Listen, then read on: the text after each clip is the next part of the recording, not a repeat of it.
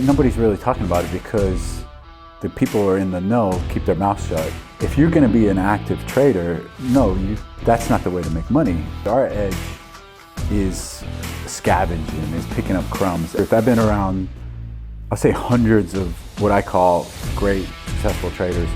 Not one of them is active on social media. So you reckon these commercial strategies for like $50, it's like BS, or it's like? I mean, it doesn't make sense. It doesn't make sense to me. And I'm telling you what I've witnessed. Glitch trading is. We are here today with David Hale. How are you doing, David? Good to see you. Nice to see you. Very, very interesting guy. And the reason that I like David Hale so much is that he teaches the less well-known, more unconventional ways of trading. 20 plus years in the game. Almost 25. 25, author of Cash Rules. Cash Rules, yeah. It's on Amazon. First question for you is, what is the strategy that no one talks about, and why don't they talk about it? I call it glitch trading. Yeah, this is what the book talks about. And sum it up quickly, glitch trading is taking advantage of inefficiencies, arbitrage, malfunctions in the market. And it's totally different than what everyone talks about. We're talking about technical analysis and these crazy cup and handle patterns and so on. Glitch trading is more mechanical. It's less thinking. It's less I feel speculation. It's more if A does this, then I do this. B, I do this. And that's kind of that's the basis of glitch trading. And yeah, nobody's really talking about it because the people who are in the know keep their mouth shut. I guess, I've gotten a little trouble even writing the book. I've had traders come up to me like, keep your mouth shut. There's no good comes out of this, run your mouth about glitch trading, because a lot of these nearly all these strategies are scalable. So more people know about it is generally worse for the strategies. But I want people to know about this, especially new traders, that there's alternative ways to trade in apart from this traditional strategies that we're kind of, for status or thrown in our face. And you go on X or Twitter or social media and it's like nothing but technical analysis or nothing about speculation or predicting what way the market goes. Glitch trading is a lot different than that. Nah, because I thought it was really interesting because you were kind of talking about, like, if someone's selling a strategy for $50, like why are they selling it for $50? Is it worth $50? Is it legit? If someone really had a strategy, why are they selling it? No, they don't. I've been around, and this is the truth. I've been around, I'll say hundreds of what I call great, successful traders. Not one of them is active on social media, posting stuff. Of course, they're probably stalking and seeing what's going on, but they're not posting their trades. And this is literally every single trader I know. Why? Because what's the point? If you've got a good strategy, you should be making tens of thousands, hundreds of thousands, millions of dollars. For you to go, oh well, I'm gonna instead try and sell this amazing strategy for $10, $50, $100. It makes no sense. No sense. Yeah, well, it makes me. Then when I see traders on social media or wherever selling courses, of course I'm a skeptic. But there's got to be some good hearts and some kind people out there, spreading the word. So you reckon these commercial strategies for like $50, it's like BS, or it's like? I mean, it doesn't make sense. It doesn't make sense to me. And I'm telling you what I've witnessed. It'd be tough. People say, "Well, you're sharing this. Maybe you're trying to sell your book." Well, I make $5, $5 off every book. And then, my goal is not to go here's a glitch strategy. Do this and you'll make millions of dollars. I'm trying to not sell, but promote this mindset. Get traders to think a different way, not to go, well, if you do this trade, you're gonna make a ton of money. No, just change your mindset and start looking for these glitch trades. And yeah, if I can find a glitch trade and it's scalable, I'll share it. Especially I'll share it with someone who maybe they'll find a glitch trade and share their glitch trade with me. And that's the way, that's the way it should work. But for me to just go, well, I've got an amazing strategy, for $20, I'll share it with you. I mean, that doesn't happen. No, but one of the things that I really liked about your presentation, which you've just come off, was you said if people really want the glamour of like being like Warren Buffett or out predicting the market or making this grand thesis, you can't choose the strategy that you want to make money because so few people make money that you've just got to make money where you're able to make money. Can you talk a bit more about that? Because I thought that was one of the key points that you made. Well, if you want to be in finance, if you want to be, you watch Wolf of Wall Street, you're like, oh, I want to be this guy, or Wall Street, or if you go, oh, I want to be one of these guys with the suits, and I want to like this guy on CNBC, I want to be this hedge fund guy.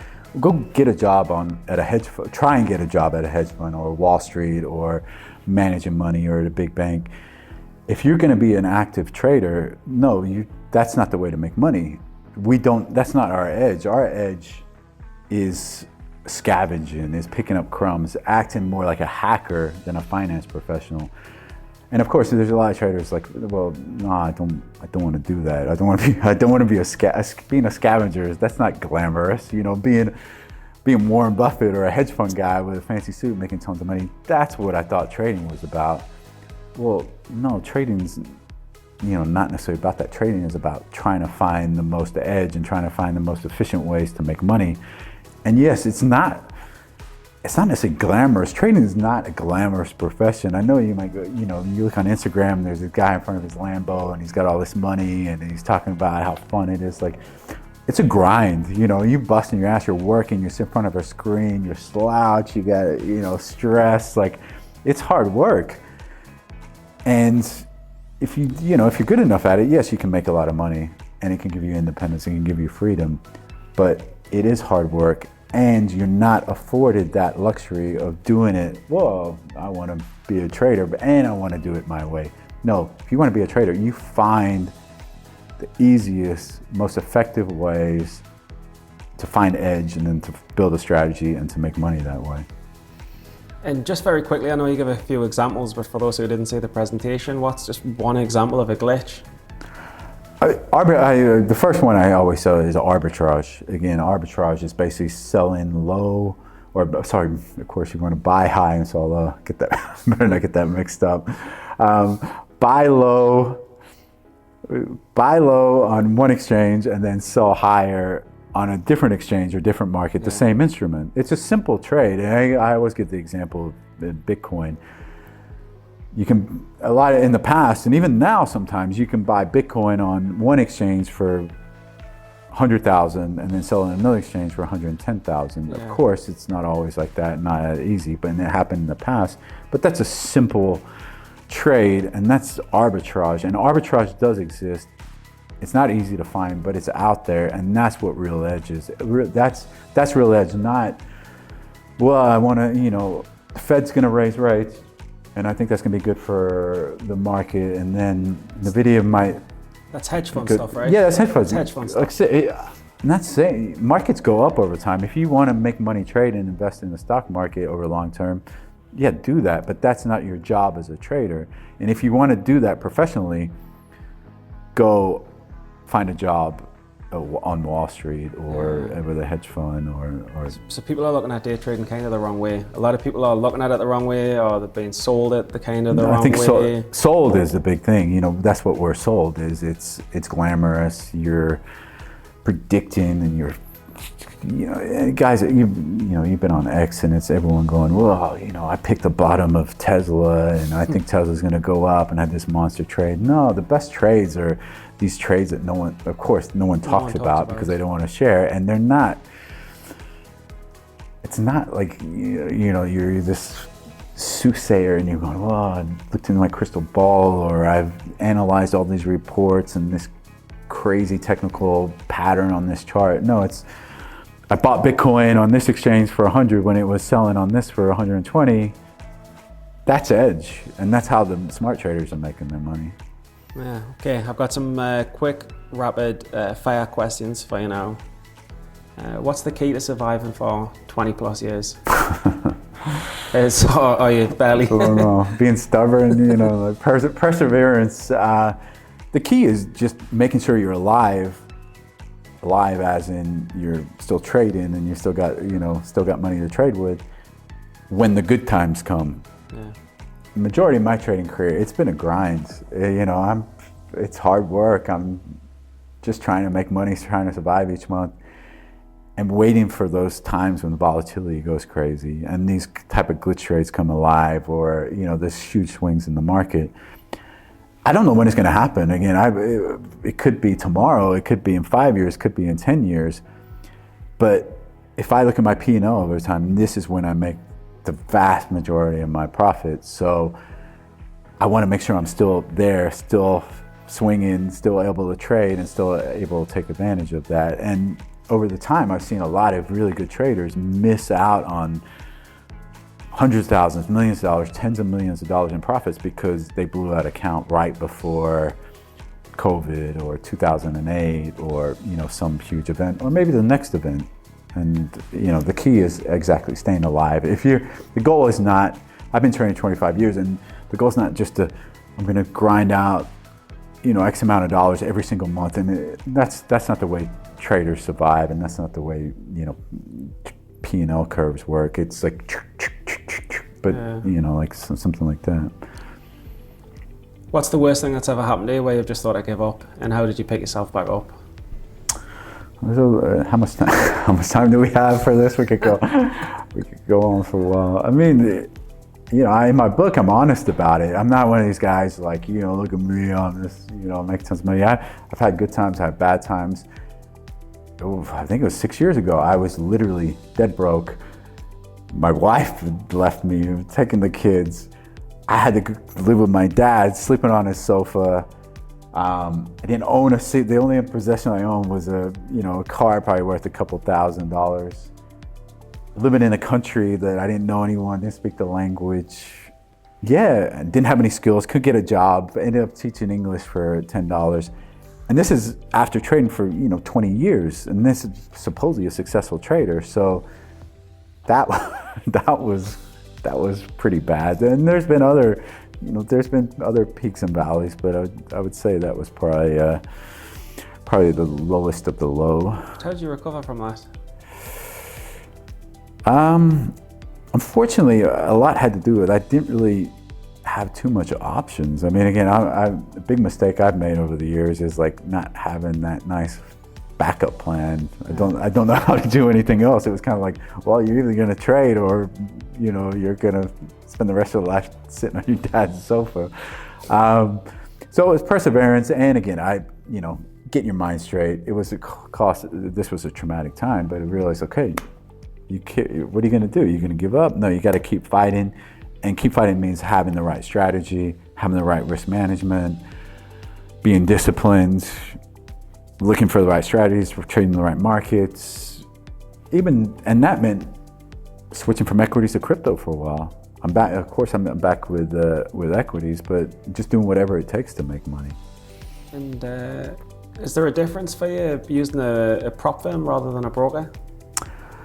I've traded all over the place, and the prop firm for me, it gives you the leverage, the commissions, and security.